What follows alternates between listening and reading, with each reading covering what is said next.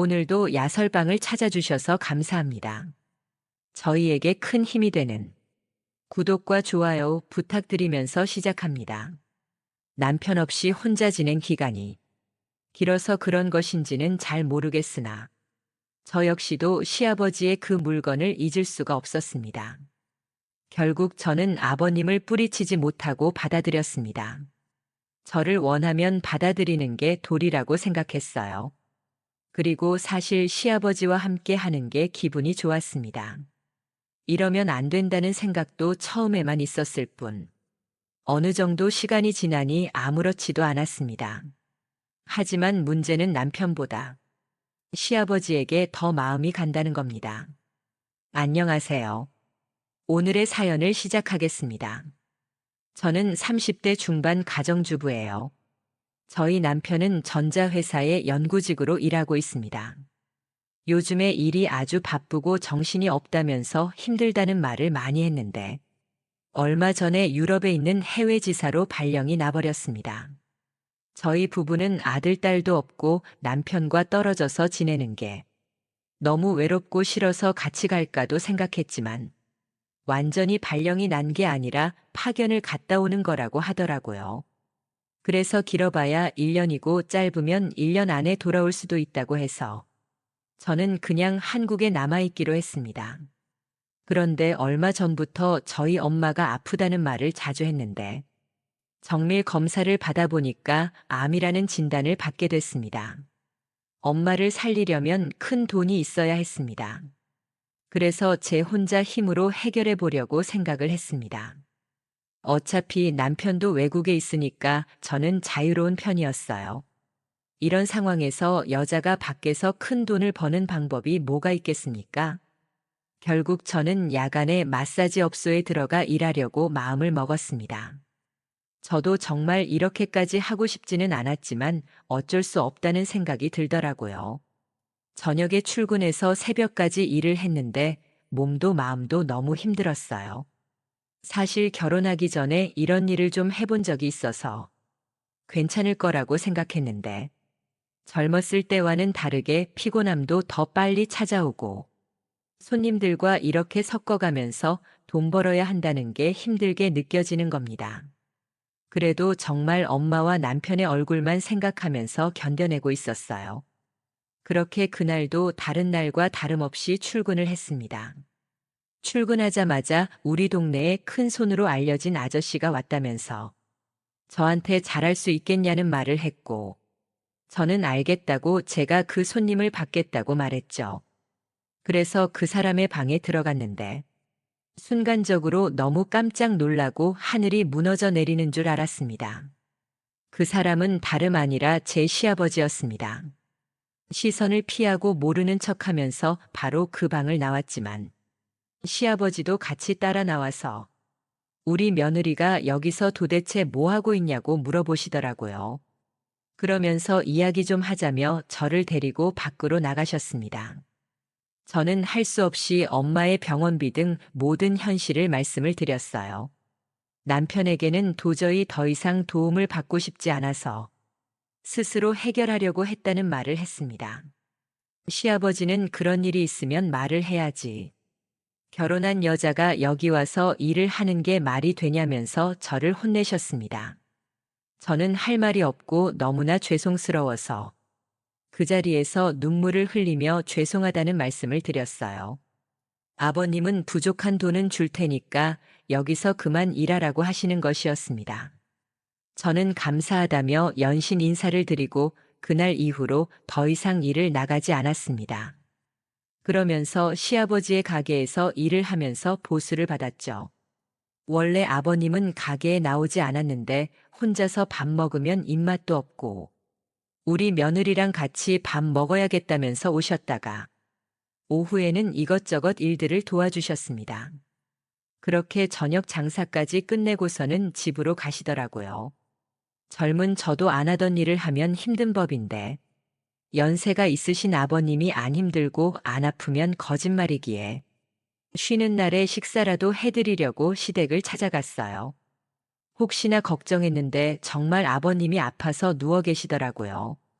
저는 걱정이 되어서 가게에 나오지 마시라고 말씀을 드렸더니 그 덕에 우리 며느리 얼굴도 보고 밥도 먹고 운동 삼아 일도 도와주러 가는 거니까 신경 쓰지 말라고는 하셨지만 얼굴은 많이 힘들어 보이셨습니다.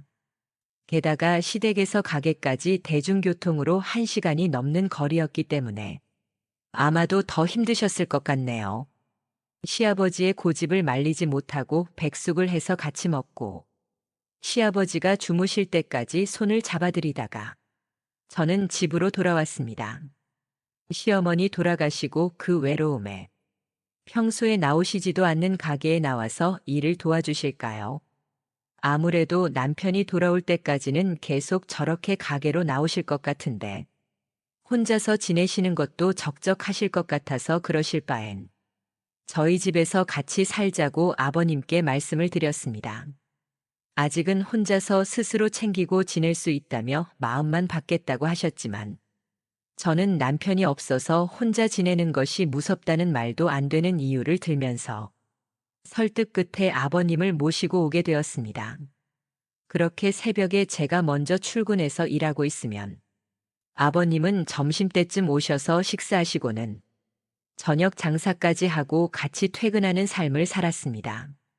그날도 평소처럼 퇴근을 하려던 참이었습니다. 이렇게 열심히 일하는 사람들은 퇴근하고 나서 술 한잔 하는 게 낙이 아니냐며 아버님이 쏠 테니 생맥주 한잔하고 들어가자고 하시는 것이었습니다. 그날따라 날도 덥고 힘들었기에 제가 산다며 주차를 하고 아버님과 같이 술집으로 갔습니다. 몇 주를 같이 일하고 하루 종일 붙어 있다 보니 예전보다 아버님과 가까워졌다는 게 느껴졌어요. 술집 사장님은 딸과 아빠인 줄 알았다고 하셨습니다. 그렇게 생맥주를 마시고 안주를 먹으면서 아버님과 즐거운 시간을 보내고서 집으로 돌아왔습니다. 집에 오자마자 밀린 빨래 등 집안일을 하고 있는데 조용히 다가오신 아버님께서 갑자기 저를 뒤에서 안으시더라고요. 화들짝 놀랐지만 갑자기 밀치면 혹시나 다치실까봐 천천히 뒤로 돌아봤어요. 다가오는 시아버지에게 입을 빼앗기고 말았습니다. 일하러 나갔던 거기서 들었던 건데 시아버지가 우리 동네 큰손이라면서 돈만 잘 쓰는 게 아니라 놓친 내가 그렇게 물건이 실하다는 소문도 돌더라고요. 같이 일하던 여자들한테 이야기를 들은 적이 있어서 살짝 궁금하기도 했습니다. 그날 그렇게 저는 선을 넘으며 아버님을 받아들였습니다. 저는 아버님을 위해서 최선을 다했습니다. 나름대로 저도 그쪽에서 할 만큼 해본 여자이기도 하고 경제적으로든 심적으로든 다 도와주시는 시아버지에게 잘 보이고 싶다는 마음도 들어서 힘껏 만족시켜 드렸습니다. 소문처럼 시아버지는 보통 이상으로 힘이 좋으시더라고요. 다음 날 아침에 일어나서 다시는 이런 일은 없을 거라고 말씀을 드렸고 아버님께서도 실수를 했다며 미안하다고 사과를 하셨습니다. 그리고 어제 일은 저희 둘만의 비밀로 조용히 덮자고 하셨어요. 저도 동의하긴 했지만 그날 이후로 어색한 분위기는 계속되었습니다. 아버님도 며칠간은 가게에 나오지 않으셨습니다. 친구들과 약속이 생겨서 못 간다고 연락을 주시긴 했지만 그냥 저를 피하시는 것 같았습니다. 결국 제가 먼저 아버님께 말을 꺼내고 서로가 서로에게 한 실수이고 서로 조용히 덮기로 하였으니 너무 어려워하시거나 불편해하지 않으셨으면 좋겠다고 말씀을 드렸습니다.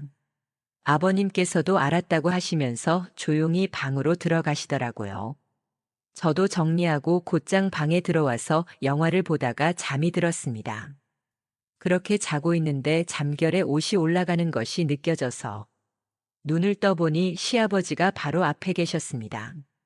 아버님께서는 주책 없이 제가 자꾸 생각나고 잊을 수가 없어서 또 왔다는 것이었습니다. 하지만 이런 마음을 먹으면 안 되는데 사실 그건 저도 마찬가지였습니다. 남편 없이 혼자 지낸 기간이 길어서 그런 것인지는 잘 모르겠으나 저 역시도 시아버지의 그 물건을 잊을 수가 없었습니다. 결국 저도 아버님도 서로를 뿌리치지 못하고 받아들였습니다. 게다가 저희 어머니 병원비까지 다 해주신 분인데 이 정도 못 해줄까라는 생각도 들었습니다. 생각보다 큰 돈이라서 저 혼자서 일해서 구했으면 정말 힘들었을 텐데 아버님은 한 번에 다 해결해 주셨잖아요. 어떤 방법으로든 감사함을 표현하는 게 맞는 것이고 저를 원하면 받아들이는 게 도리라고 생각했어요. 그리고 사실 저도 시아버지와 함께 하는 게 기분이 좋았습니다. 이러면 안 된다는 생각도 처음에만 있었을 뿐 어느 정도 시간이 지나니 아무렇지도 않았습니다.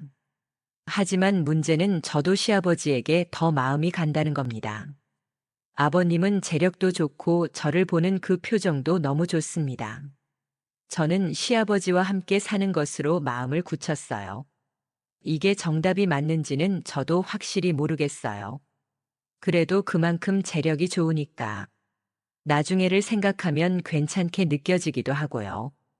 오늘의 사연은 여기까지입니다. 감사합니다. 구독과 좋아요, 알림 설정 부탁드립니다.